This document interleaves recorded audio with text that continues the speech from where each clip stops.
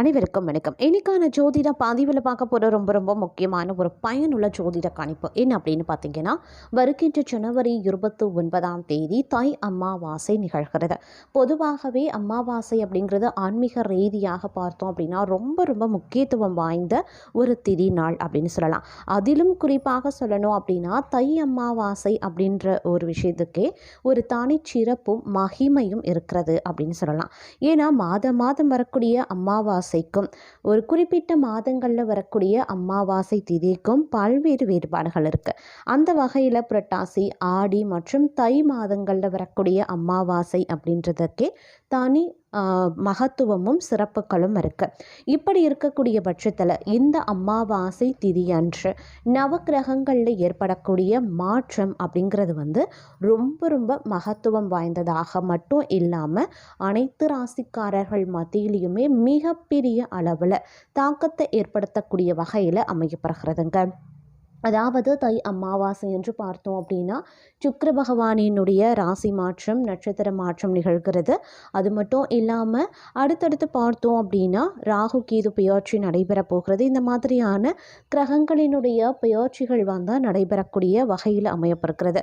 அதிலும் தை மாதத்தில் அமாவாசை தினத்தன்று நிகழக்கூடிய நவக்கிரக மாற்றம் அப்படிங்கிறது மிகப்பெரிய அளவில் தாக்கத்தை ஏற்படுத்தினாலும் கூட மேஷ ராசியில் பிறந்தவங்களுக்கு எப்படிப்பட்ட பலன்களை கொடுக்க போகிறது, அவர்களுடைய வாழ்க்கையில் என்ன மாதிரியான மாற்றங்களை கொண்டு வரப்போகிறது, அவர்களுடைய குடும்ப வாழ்க்கை எப்படி இருக்கும், திருமண வாழ்க்கை எப்படி இருக்கும், காதல் வாழ்க்கை எப்படி இருக்கும், இந்த காலகட்டத்தில் திருமணம் கைகூடுமா, அவர்களுடைய ஆரோக்கியம் ரீதியாக என்ன மாதிரியான மாற்றங்கள் உருவாக போகிறது, உத்தியோகம், தொழில், வியாபாரம் எப்படிப்பட்ட பலன்களை கொடுக்க போகிறது, கல்வியில் எப்படி இருக்க போகிறது, இப்படி அனைத்து விதமான தகவல்களையும் நாம் இன்னைக்கான வீடியோவில் தெரிஞ்சுக்க போகிறோம்.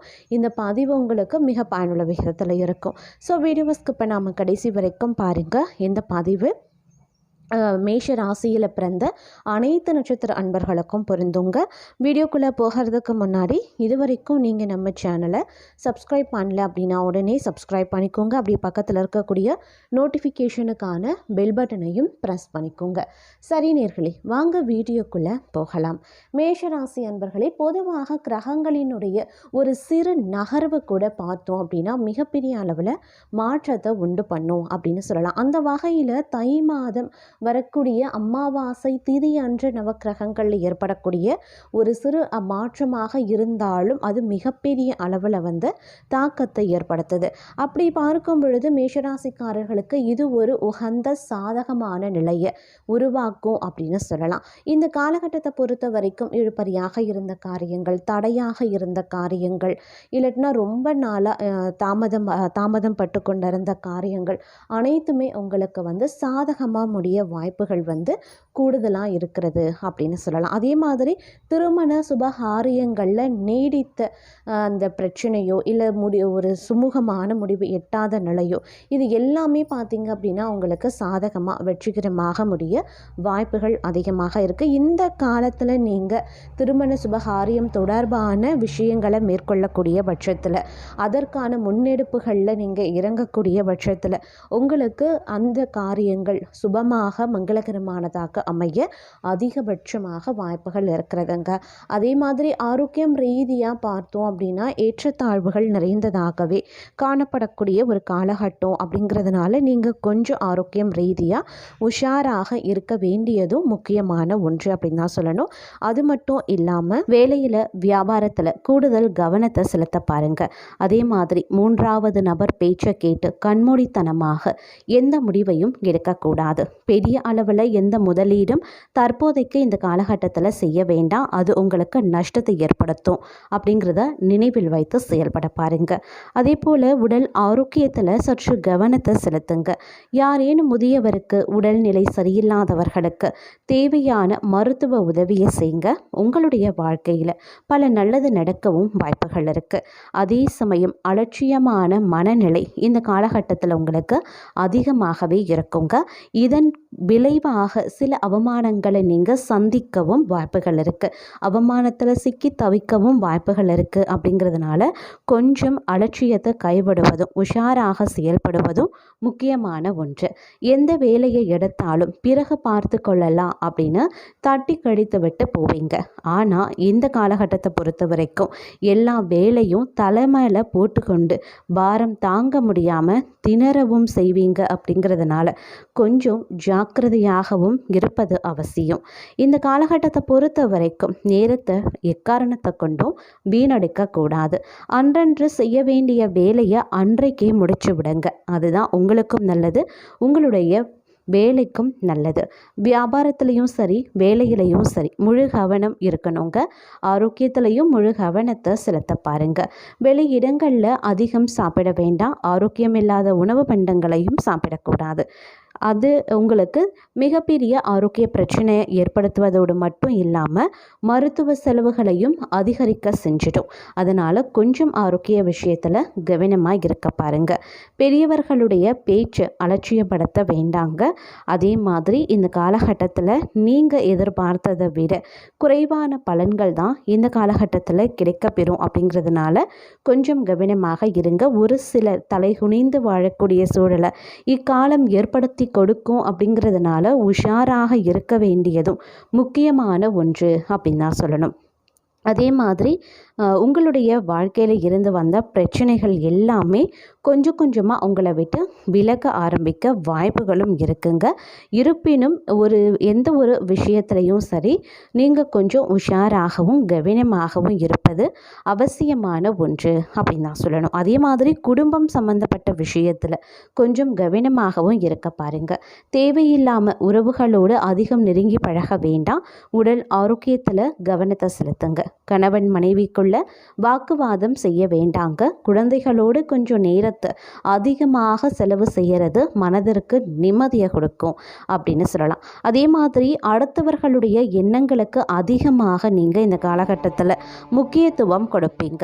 ஒரு புது ஆடையை அணிந்து கொண்டாலும் அடுத்தவர்கள் பார்ப்பதற்கு அழகாக இருக்க வேண்டும் அப்படின்னு நினைப்பீங்க. நீங்கள் செய்யும் ஒவ்வொரு வேலையும் அடுத்தவர்கள் பாராட்ட வேண்டும் அப்படின்னு நினைப்பீங்க. உங்களுடைய சந்தோஷத்தை விட அடுத்தவர்கள் முன்பு ஆடம்பரத்தை காண்பிக்கிறதுல தான் உங்களுக்கு அதிக ஆர்வம் இருக்கும். ஆனால் இதன் மூலமாக நிறைய கண் திருஷ்டி விழவும் வாய்ப்புகள் இருக்குது. அதனால் கொஞ்சம் ஜாக்கிரதையாகவும் இருங்க. அதே மாதிரி வேலையிலையும் வியாபாரத்திலையும் நிறைய நன்மைகள் நடைபெற்றாலும் உங்களுடைய அலட்சியத்தால் சிக்கல்களை எதிர்கொள்ள வேண்டியதாகவும் இருக்கும். மேலும் பார்த்தோம் அப்படின்னா நீங்கள் அடக்கத்தோடு இருப்பவர்களுக்கு இந்த காலம் அப்படிங்கிறது நிறைய நல்லது நடக்கும் அப்படின்னு சொல்லலாம். அதே மாதிரி அடக்கத்தை தாண்டி எல்லை மீறுபவர்களுக்கு பிரச்சனைகள் வரத்தான் செய்யும். அதனால் ஜாக்கிரதையாகவும் இருந்து கொள்ள வேண்டியது முக்கியமான ஒன்று. கணவன் மனைவிக்குள்ள அடிக்கடி வாக்குவாதம் ஏற்படுறது, அடிக்கடி சண்டை சச்சரவு உருவாகிறது, தேவையில்லாத சிக்கல்கள் உருவாகிறது போன்ற செயல்கள், கருத்து வேறுபாடுகள், கருத்து மோதல்கள் இதெல்லாம் ஏற்படும். அதே மாதிரி உறவினர்கள் மத்தியிலையும் கலகம் உண்டாகும். அதனால் கொஞ்சம் கவனமாக இருக்க பாருங்கள். உறவினர்கள் மூலமாக நடக்கணும் அப்படின்னு நினச்ச சில காரியங்களில் தாமதங்களும் ஏற்பட தான் செய்யும். அதனால் முன்கூட்டியே நீங்கள் கொஞ்சம் திட்டமிட்டு அந்த வேலையை முடிக்கிறது நலம் தரும். கணவன் மனைவிக்கிடையே மனம் வருத்தம் அடையும்படியான சூழ்நிலைகளும் அவ்வப்போது உருவாக தாங்க செய்யும். அதனால் கொஞ்சம் கவனமாக இருங்க. அதே போல் நீங்கள் அதாவது பிள்ளைகள் சொல்வதை காதில் வாங்காதவர் போல் இருப்பாங்க. அதனால் எல்லோரையுமே நீங்கள் அனுசரித்து செல்றதுனால நன்மைகள் உண்டாகும் அப்படின்னு சொல்லலாம். மொத்தத்தில் குடும்பம் ரீதியாக பார்த்தோம் அப்படின்னா நீங்கள் என்னதான் உங்கள் பிள்ளைகிட்ட அன்பாக பேசினாலும் சரி, இல்லை கண்டிப்புடன் நடந்துக்கிட்டாலும் சரி, அவங்க உங்கள் பேச்சை கேட்காம அவங்க இஷ்டத்துக்கு தான் நடப்பாங்க அப்படின்ற மாதிரி தான் இருப்பாங்க இந்த காலகட்டத்தில். அதனால் அவங்கக்கிட்டேயும் கொஞ்சம் வெட்டு கொடுத்து அவங்க போக்கிலேயே போய் நீங்கள் வெட்டு கொடுத்து பார்க்கணும். அதே மாதிரி உறவினர்கள் வகையிலையும் கலகம் ஏற்படத்தான் செய்யும். குடும்பத்திலையும் சில விதமான கணவன் மனைவிக்குள்ள பிரச்சனைகள் எழதான் செய்யும். ஆக மொத்தம் குடும்பம் கொஞ்சம் நீங்கள் கவனமாக இருக்க வேண்டிய ஒரு காலகட்டம் அப்படின்னு கூட சொல்லலாம். அதனால் கொஞ்சம் வெட்டு கொடுத்து அனுசரித்து போங்க. தேவையில்லாத பிரச்சனையில் தலையிடுவதை முழுவதுமாக தவிர்ப்பது அவசியமாகிறது. அதே போல் வீட்டில் சுப நிகழ்ச்சிகளுக்கான வேலைகளை தொடங்குவீங்க. புதிதாக மனை வாகனம் வாங்குவதற்கான அனுகூலமாக கைக்கு பணம் சேரக்கூடிய வாய்ப்பு ஒரு சிலருக்கு இருக்கிறது. பெண்களுக்கு நினைத்த காரியத்தை செய்து முடிக்க எடுக்கக்கூடிய முயற்சிகள் சாதகமான பலன்களை தரும். இருப்பினும் வீண் மனக்கவலையும் உண்டாகும். அப்படிங்கிறதுனால கொஞ்சம் கவனமாக இருப்பது அவசியம். கலைத்துறையினருக்கு சக கலைஞர்களிடம் திடீர் கருத்து வேற்றுமை ஏற்பட்டு நீங்கள் பெறலாம். ஒப்பந்தங்களில் சரியான முடிவுக்கு வர முடியாத தடுமாற்றமும் உருவாகலாம். உடன் பணி புரிபவர்களிடம் பேசும்போது சற்று கவனமாக பேச பாருங்க. அதுதான் உங்களுக்கு ரொம்ப ரொம்ப நல்லது.